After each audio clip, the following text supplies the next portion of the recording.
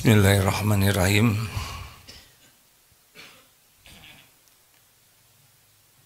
Assalamualaikum warahmatullahi wabarakatuh. Ini kelihatan.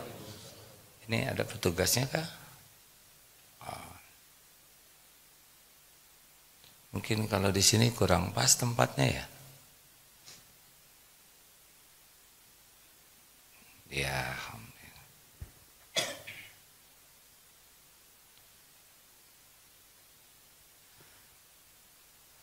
Alhamdulillahi rabbil alamin. Allahumma salli ala sayyidina Muhammad wa ala alihi wa ashabihi ajma'in. Alhamdulillah, semoga Allah yang menguasai hati kita, menguasai lahir kita juga, terus mengaruniakan kepada kita keyakinan yang meningkat dari waktu ke waktu. Karena bahagia itu tergantung dari iman dan amal soleh. Kalau iman kurang, pasti kurang bahagia. Amal soleh kurang, pasti kurang bahagia. Kita setiap waktu harus belajar supaya keyakinan kita meningkat kepada Allah dan amal kita juga meningkat. Pintunya adalah ilmu. Maka kita harus bijak sekali dengan waktu kita 24 jam sehari. Di balik semua kesibukan kita yang beragam, kita harus jadi pembelajar sejati. Kita alokasikan waktu belajar. Tidak bisa tidak. Karena usia bertambah, masalah bertambah, kesulitan bertambah, bagaimana mungkin kita menyikapi semua yang bertambah dengan ilmu yang tidak bertambah. Kalau kita tidak serius belajar, kita semakin hari dua yang meningkat, tensi dan emosi. Ribet hidup ini. Padahal kita dirancang oleh Allah itu untuk bahagia.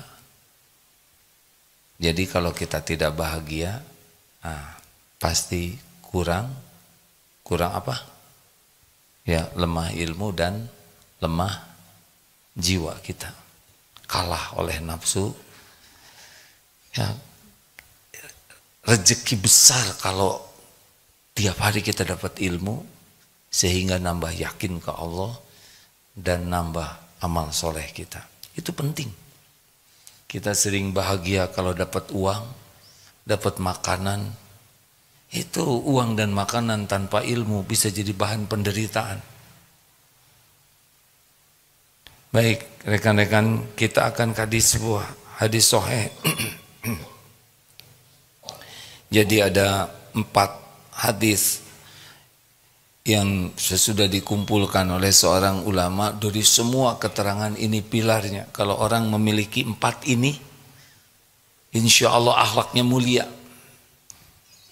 Jadi dikumpulkan oleh beliau tentang hadis akhlakul karimah, diurut ternyata 4 ini yang menjadi pilarnya. Sudah pernah dibahas dan sekarang dibahas lagi. Kenapa? Karena sudah lupa. Ya begitu. Yang pertama, la yu'minu ahadukum. Tidaklah sempurna iman seseorang hatta hingga yuhibba li akhihi ma yuhibbu li nafsihi. Mencintai, menyukai apa yang untuk saudaranya sebagaimana menyukai apa yang untuk dirinya. Jadi bukan mencintai saudaranya sebagaimana mencintai dirinya sendiri. Bingung ini. Gimana? Tapi sederhananya kita senang kepada apa yang ada pada saudara kita sebagaimana kita senang kalau kita mendapatkannya. Antri di undangan, kita senang dapat ayam yang paling besar. Tiba-tiba ayam inceran itu diambil oleh sahabat kita yang depan. Gimana perasaannya? Kalau nyesek kurang tah. Harusnya kalau kita senang ayam itu, lalu ayam itu, makanan itu diambil oleh teman, kita bahagia. Wah, berat ya. Ini baru bab makanan. Kalau kita suka dapat sesuatu, maka kita suka. Kalau saudara kita dapat apa yang kita suka itu juga. Nah, kalau turun dari itu ada tingkatan-tingkatannya. Yang terburuk adalah kita tidak suka saudara kita dapat nikmat dan suka kalau dapat musibah. Ini terburuk nih, terburuk. Jadi siapa yang disebut saudara? Innamal mu'minuna ikhwah. Ini kita bicara saudara seiman.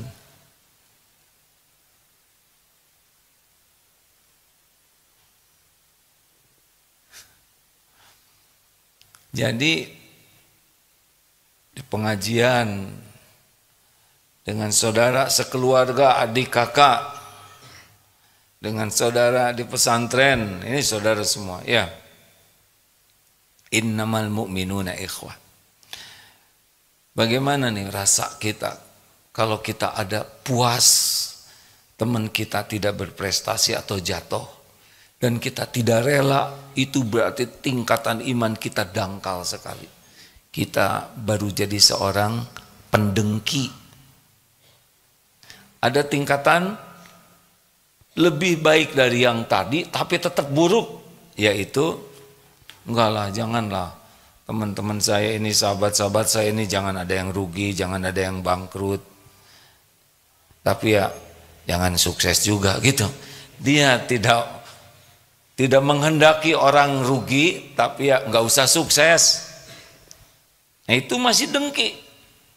Dia masih tidak rela orang lain dapat nikmat, walaupun jangan sampai celaka. Kalau yang pendengki sejati itu harus celaka, bahagia kalau celaka tuh. Nah, ada yang lebih baik dari itu, masih tetap jelek, tapi sudah lebih baikan lah ya. Yaitu ya udah, nggak apa-apa deh, teman saya juga maju, ada prestasinya, tapi di bawah saya gitu. Jadi boleh deh dia jadi ranking, tapi ranking 11 karena saya ranking 10, begitulah. Jadi sudah rela orang lain dapat keuntungan, sudah rela orang lain dapat prestasi, tapi belum rela disamai. Ini dengki juga.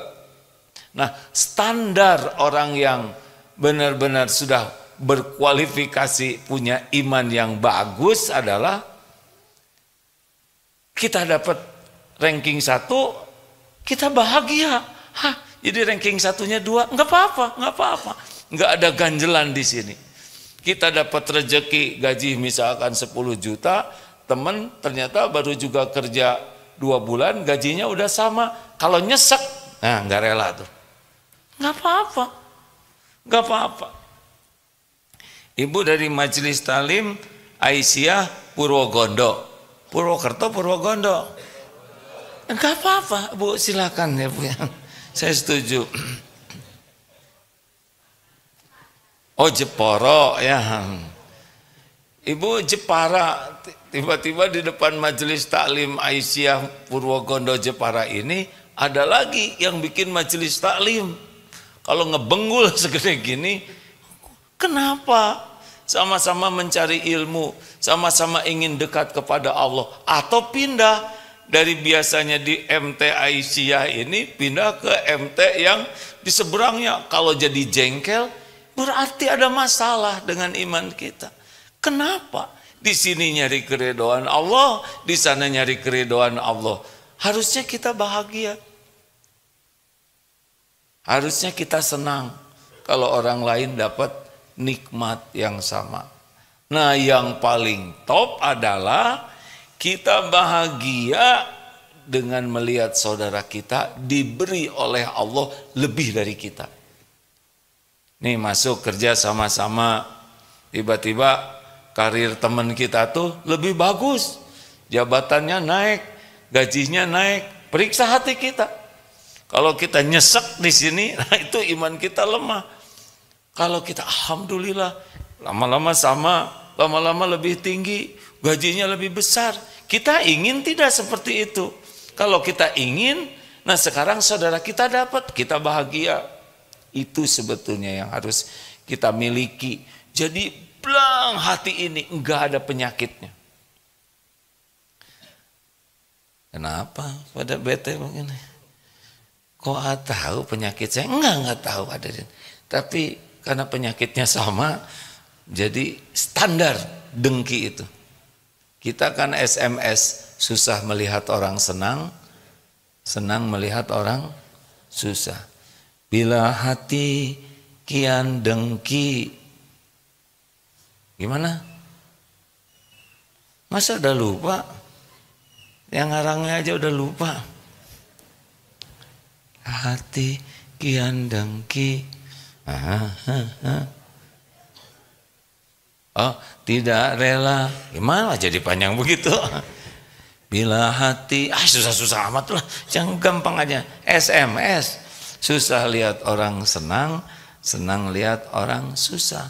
Bila hati kian dengki. Tidak rela orang dapat rezeki. Ya udah, jangan nyiksa diri. Udah periksa itu. Jadi sekarang di keluarga aja nggak usah jauh-jauh. Adik beli mobil, kita kakaknya belum kebeli, tiba-tiba nyesek. Mau ngapain? Allah ngasih rezeki sesuka Allah. Allah tuh satu-satunya pembagi rezeki. Tidak ada satupun makhluk yang mendapatkan rezeki kecuali pasti dari Allah. Sebagai apa? Sebagai apa? Sebagai karunia atau ujian? Ujian. Jadinya karunia kalau bersyukur. Jadi nggak usah iri, nggak apa-apa. Terserah Allah ngebagikan rezeki ke siapapun. Walaupun seibu sebapak itu beda-beda rezekinya. Walaupun seangkatan sekolah beda-beda. Dan perjalanan waktu sesuka Allah. Dikasih, ditahan, diambil. Ada yang cepat dikasih. Wah, kamu sukses. Belum tentu ya. Kalau syukur baru sukses. Jadi kadang baru juga lulus, kasih banyak. Nanti kalau Allah mau ngambil, ambil. Sesuka Allah saja. Dibuka, dilapangkan, disempitkan, diangkat, diturunkan. Dan semuanya baik bagi orang yang beriman. Kalau diberi dia bersyukur, ditahan dia bersabar, diambil dia ridho, lihat yang lain tidak ada dengki.